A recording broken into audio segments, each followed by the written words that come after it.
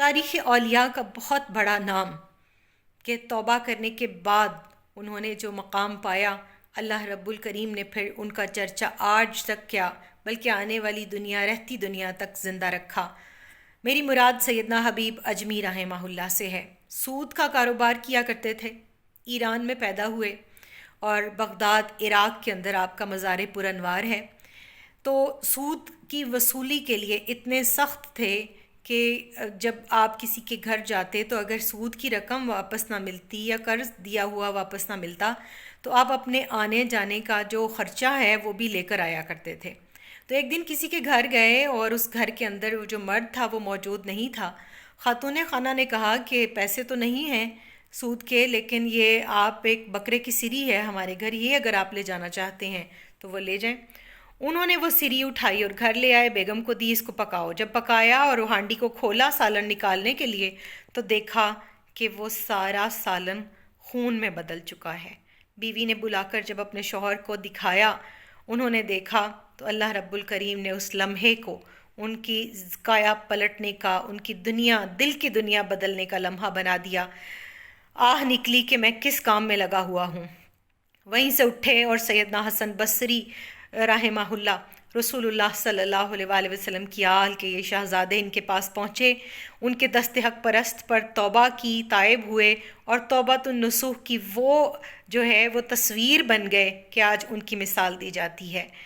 پھر اس کے بعد ان دونوں کا آپس کا جو محبت کا اور جو دوستی کا تعلق تھا اس کی بھی خوبصورت مثالیں ہمیں تاریخ میں ملتی ہیں، اور پھر کس طرح سے اللہ رب الکریم نے ان دونوں کو ایک دوسرے کا معاون بنایا۔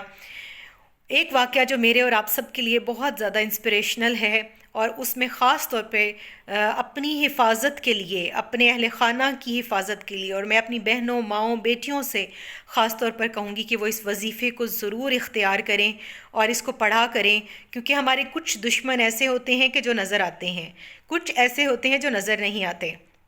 چھپ کے وار کرتے ہیں پیچھے سے اور ہمیں ان کا پتہ نہیں چلتا، اور پھر نفس جیسا دشمن تو ہمارے اندر چھپا بیٹھا ہے جس کا ہمیں پتہ تو ضرور ہے، لیکن وہ جب حملہ کرتا ہے تب ہمیں پتہ نہیں چلتا۔ تو انہوں نے سیدنا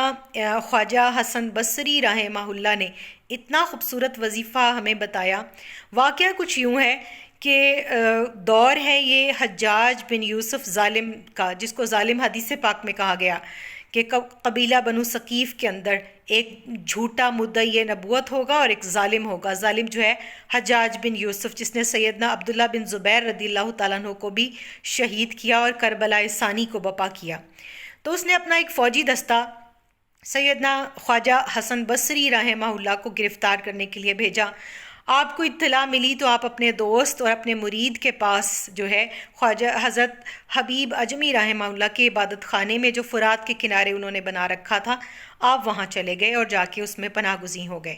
یہ فوجی دستہ جب تلاشی لیتا لیتا ان کے پاس پہنچا اور آیا اور آ کر پوچھا تو سیدنا حبیب اجمی رحمہ اللہ نے سچ بیان کیا کہ انہوں نے کہا کیا خواجہ حسن بصری یہاں موجود ہیں؟ تو انہوں نے کہا جی وہ عبادت خانے میں موجود ہے۔ اب عبادت خانہ تو یہی تھا۔ انہوں نے تلاشی لی اور بار بار تلاشی لی، لیکن وہ ان کو دیکھ نہیں پائے۔ مایوس ہو کر بولتے بولتے وہ لوگ چلے گئے۔ جب وہ لوگ چلے گئے تو سیدنا حبیب اجمی رحمہ اللہ نے حضرت خواجہ حسن بصری رحمہ اللہ سے کہا کہ آپ نے کیا پڑھا تھا کہ آپ ان کو نظر نہیں آئے؟ خواجہ حسن بصری رحمہ اللہ نے فرمایا کہ اے بندہ خدا، آپ نے ان کو بتا دیا میرے بارے میں؟ تو انہوں نے کہا کہ اے میرے شیخ،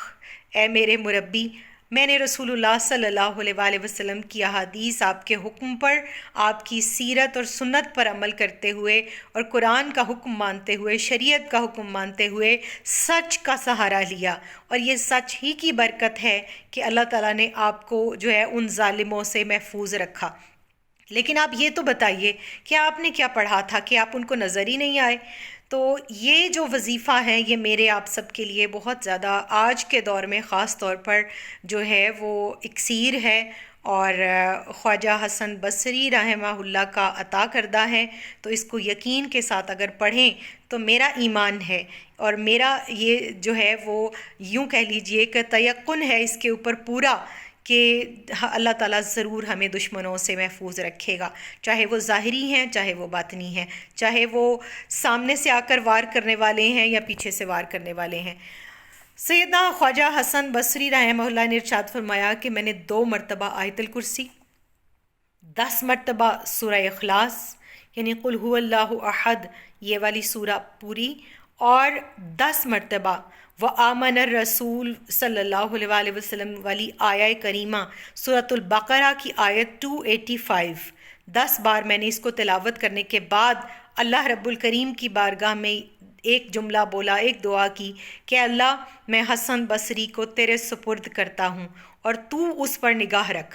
قربان جائیے اس خوبصورت دعا پر کہ جس پر اللہ کی نگاہ ہو جائے، پھر یہ کیسے ہو سکتا ہے کہ وہ دشمنوں کی نظر میں نظر آئے، دشمن اس تک پہنچ سکیں۔ اور اس سے بھی زیادہ خوبصورت بات جو حضرت حسن بصری رحمہ اللہ نے ارشاد فرمائی، انہوں نے ارشاد فرمایا کہ 7 مرتبہ وہ لوگ مجھ تک آئے اور انہوں نے مجھ پر ہاتھ رکھا۔ اب دیکھیے صرف ان کی قوت بینائی سلب نہیں ہوئی تھی، وہ دیکھ نہیں پائے، بلکہ ان کی جو ٹیکٹائل سینس ہے، ٹچ کرنے کی سینس ہے، ایک زندہ جیتی جاگتی ہستی کو 7 مرتبہ انہوں نے چھوا، اور اس کے باوجود ان کو ان کے وجود کا وہاں پر پتہ نہیں چلا۔ تو قربان جائیے اللہ کریم کے قرآن کی حقانیت کے اوپر، اور یہ قرآن کریم جو ہے اللہ رب الکریم کا اتارا ہوا وہ کلام ہے کہ جو آج کیا قیامت تک آنے والے ہر مسلمان اور ہر غیر مسلم، کیونکہ جو غیر مسلم کی میں بات کرتی ہوں تو یہ امت دعوت ہے، تو امت دعوت کے لیے بھی یہ جو ہے زندہ معجزہ ہے۔ اللہ رب الکریم مجھے آپ کو ہم سب کو دشمنوں کے شر سے محفوظ رکھے، اور خاص طور پر ہمیں قرآنی آیات کے ساتھ اپنا حصار کرنے کی توفیق عطا فرمائے۔ آمین ثم آمین۔